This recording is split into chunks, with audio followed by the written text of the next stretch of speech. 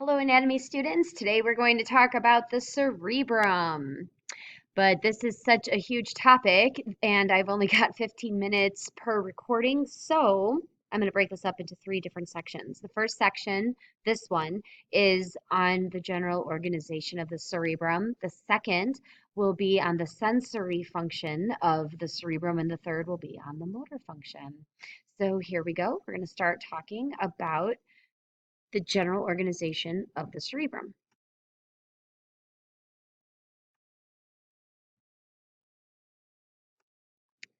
So what we're looking at here is a picture of the brain, and you can see that the cerebrum, excuse me, is divided into various lobes. So in the picture, the frontal lobe is yellow, and the parietal lobe is orange, the occipital lobe is blue, and the temporal lobe is like an aqua blue or a green. Excuse me. All of these lobes are separated from each other by little fissures or sulci, singular sulcus. So, for instance, the central sulcus, which is up at the top here, is going to separate my frontal lobe from my parietal lobe. And the parieto-occipital sulcus, which is actually a nice name because it tells you exactly where it's located between the parietal lobe and the occipital lobe. And we have the lateral fissure. Now, fissures are like sulci, except they're just a little bit deeper. So the lateral fissure is between the frontal lobe and the temporal lobe. You'll notice in the little inset that we have here at the bottom that if you um, pry apart the uh, the lateral fissure, you can see that there is something that scientists are calling the fifth lobe or the insula that is found right below the temporal and the frontal lobe. And so we'll talk about that function in a little bit. The structure of the cerebral cortex looks wrinkly, and we call these pinched up like bubbles of tissue here. These are called gyri, singular gyrus. And in between the gyruses, then you have a little fold or a little crack. That is a sulcus, plural sulci. The top layer of the brain, at least in a live brain, looks a little bit gray, and we call this gray matter. The gray matter consists largely of neuron cell somas and also of unmyelinated axons. And deep to that, we have white matter. White matter consists of myelinated axons. And then over here on the side, you have some examples of different sulci and fissures that you need to know. I've mentioned all of the bottom three, but the top one that I have here, the longitudinal fissure, this is the one that is going to divide my cerebrum into two halves or two hemispheres. So I drew a green line over the longitudinal fissure, and now we have two halves to the brain.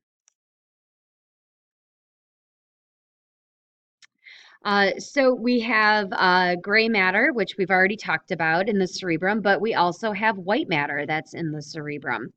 The white matter is arranged in tracts. So recall from our last unit that cords of myelinated axons found in the central nervous system are called tracts. We have commissural fibers, we have projection fibers, and we have association fibers. All of these are different tracts of white matter within the cerebrum. Commissural fibers will connect the hemispheres. So the largest of these is the corpus callosum, and you can see that it is here connecting our two hemispheres. Projection fibers are going to connect the cerebral cortex with the lower levels of the central nervous system. And so I'm just highlighting that in green for you. So these tracks are going to travel from the more superior levels of the central nervous system down to the lower ones. And then we have another type of cerebral tract called association fibers. Association fibers are going to connect convolutions or various areas of the gray matter to each other within the same hemisphere. And so that's a little bit different from what we have with the commissural fibers because those cross the hemispheres. This one stays within the same. So what we're looking at in this picture is a longitudinal cross section of the brain, and we are looking at either the left or right half on the inside of the brain. So we talked about gray matter, we talked about white matter, and the third feature of each hemisphere are these islands of gray matter called basal nuclei. So nuclei in the central nervous system consist of neuron cell somas, and it's no different for the basal nuclei. The interesting thing about them is that they are buried within the white matter very deep within the brain. And as you can see, we have a lot of different names for these nuclei. And, here we have the lentiform nucleus, and that's going to be made up of these two different portions. We have the amygdaloid nucleus, or the amygdala, which we'll talk about in a later episode. You don't need to know the names of these, but you just need to know that the basal nuclei are these islands of gray matter that are found deep within the brain. The other thing to know about the basal nuclei is what they do. These basal nuclei are going to contain dopaminergic cells, which means that they contain cells that synthesize and secrete the neurotransmitter dopamine. Why is this important? Because dopamine acts as an inhibitor to acetylcholine. Acetylcholine is the neurotransmitter that is going to transmit motor impulses through the efferent nerves in the body.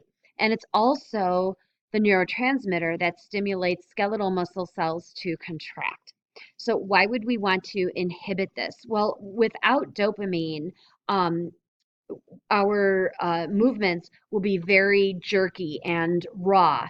Dopamine modulates these movements, kind of smooths them over and refines them so that we can do things like write with a pen or a pencil or play the guitar or the piano.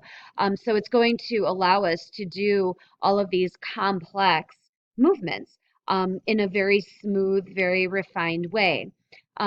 Perhaps you have seen patients who have PD or Parkinson's disease.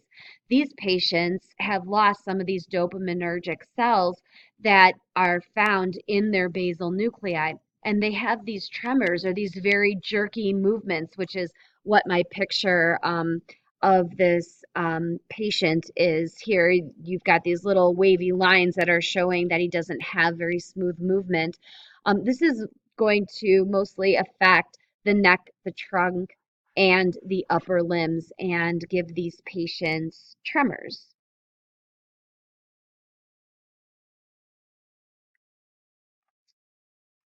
And this is where I'm going to just start talking a little bit about the cerebral cortex functions.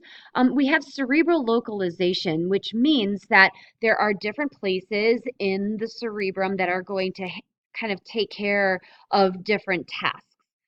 There, our cerebrum also exhibits something called cerebral plasticity, which means that it changes over time. Now, this could be a good thing, right? Like when we're learning something new, if we're taking new classes, if we're learning something new in our jobs, then our brain responds by changing. In order to accommodate this new information, the brain needs to be plastic. It needs to change. And what happens is that our present neurons are going to form new connections with other neurons in order to help us accommodate the new information. But the opposite can be true too. It's kind of a use it or lose it scenario where, if we don't learn things that are new and we do the same old every day for long periods of time, then the connections that we do have can become lost. Now, I wish I could say that the different regions of the brain are very cut and dry, and we know that the temporal region does A, B, and C, and the occipital lobe does D, E, and F, but it doesn't work that way. they are the different regions of the brain are going to work with each other in order to communicate and to bring about responses to stimuli that are appropriate. So no part of the brain is going to function alone. All right, that is all I have for you in this video. You can go to video 2 to learn more about the sensory areas of the cerebrum. So hopefully I'll talk to you in a few minutes. Thanks for listening.